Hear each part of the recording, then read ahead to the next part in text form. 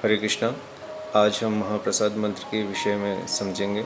महाप्रसाद मंत्र जो है वो प्रसाद पाने से पहले बोला जाता है, उसका अर्थ भी समझेंगे।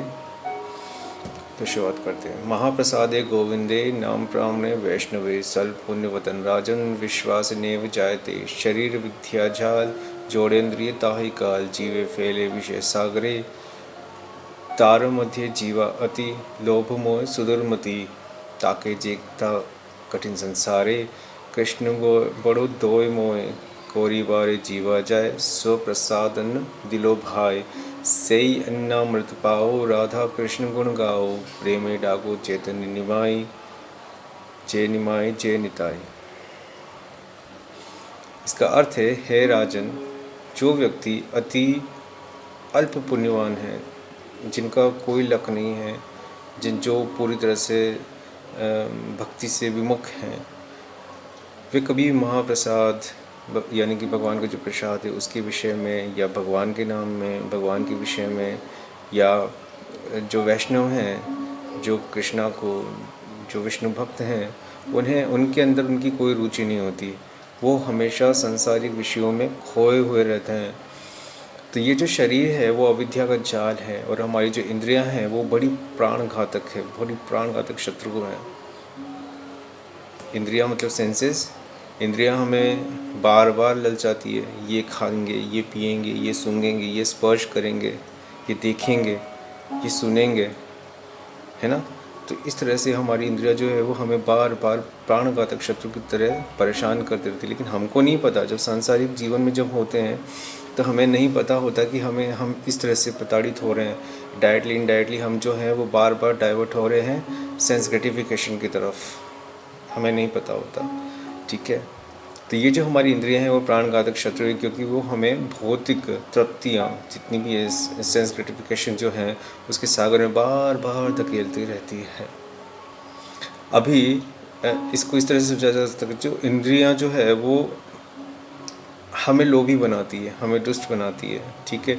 और सबसे जो टफेस्ट टास्क है आज की डेट में वो है हमारी टंग, हमारी जो जीभ है, हमारी जो जीवा है, उसकी जो सेंस ग्रेटिफिकेशन है, अच्छा स्वाद, है ना, अच्छा स्वाद, इस तरह की जो चीज़ें हैं वो हमारी टंग को जीत पाना मुश्किल है। बड़ी से बड़ी कठिनाइयाँ फिर भी जीती जा सकती है, लेकिन जो टंग है उसको जीतना मुश्किल है। वो गंदा बोलती भी है और गंदा खाना भी चाहती है।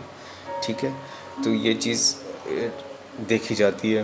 तो इसीलिए है भाइयों, यहाँ पे बताया गया इस मंत्र के द्वारा कि कृष्ण बड़े दयालु हैं।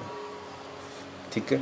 कृष्ण जो है वो हमारे अपनी टंग को, हमारी टंग को, जीवा को नियंत्रित करने के लिए हम जो भोग लगाते हैं उन्हें, और जो अवशेष, टेक्निकली हमें लगता है कि सब कुछ पूरा है, हमने इतनी पूरी रखी उतनी थी, सब्जी रखी थी उतनी थी, लेकिन कुछ चेंजेस तो आए नहीं। चेंजेस आए हैं क्योंकि हमने भोग रखा था, अब वो प्रसाद के अंदर कन्वर्ट हो गया है। हमने जितनी भी सिंफुल एक्टिविटीज़ के साथ में भोग रखा था वो पूरी तरह से ट्रांसेंडेंटल नेक्टर बन गया है, अमृत बन गया है।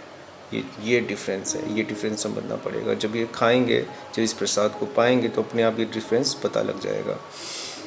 तो उन्होंने क्या किया, हमारी टंग को नियंत्रित करने के लिए अपना प्रसाद, अपने स्वयं का जो भोजन का जो अवशेष है वो हमें दे दिया।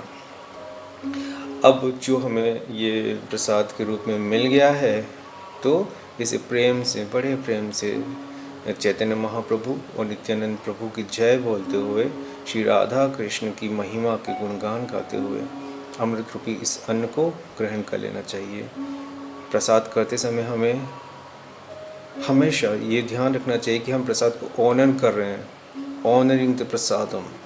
तो जब प्रसाद को जब ऑनर करते हैं तो हमें यह नहीं कि हम खा रहे हैं, टीवी देख रहे हैं, हम खा रहे हैं, कुछ और काम कर रहे हैं, खा रहे हैं, गॉसिप कर रहे हैं, खा रहे हैं, किसी प्रेजर में फंसे हुए खा रहे हैं, कुछ और सोच रहे हैं। हमें फोकस रखना है हमारे प्रसाद पे, चाहे हम थोड़ा सा लें, जितना भी लेना चाहें, लेकिन हमारा जो ध्यान है वो पूर्णतया सात्विक होना चाहिए। अगर हम भगवान के विषय में सोचते हुए खा रहे हैं, उसे चख रहे हैं, स्वाद जो है वो हम ये ले रहे हैं कि हमें भगवान का अमृत मिल रहा है। तो जो इसके शरीर को जो ऊर्जा मिलती है वो सतोगुणी ऊर्जा मिलती है। लेकिन अगर हम संसारी विषयों के बारे में सोचते हुए अगर उस प्रसाद को भी ग्रहण करेंगे, जैसे प्रसाद ग्रहण करते समय अरे इतना धंधे में नुकसान हो गया, इतना लॉसेस हो गए, इतना ये चीज़ हो गया, अरे हमें वो करना है, अभी तो वो करना है, ऐसा खरीदना है, वो वहाँ जाना है, इस खाने को खाने के बाद तो मैं ये करूँगा,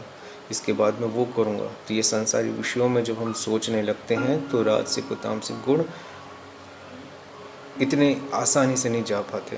तो यहाँ पे ये ध्यान रखना है कि जब हम प्रसाद को ऑनर करें तो ऑनर का मतलब वास्तव में ऑनर करना ही हो, निरादर करना ना हो। हरे कृष्णा।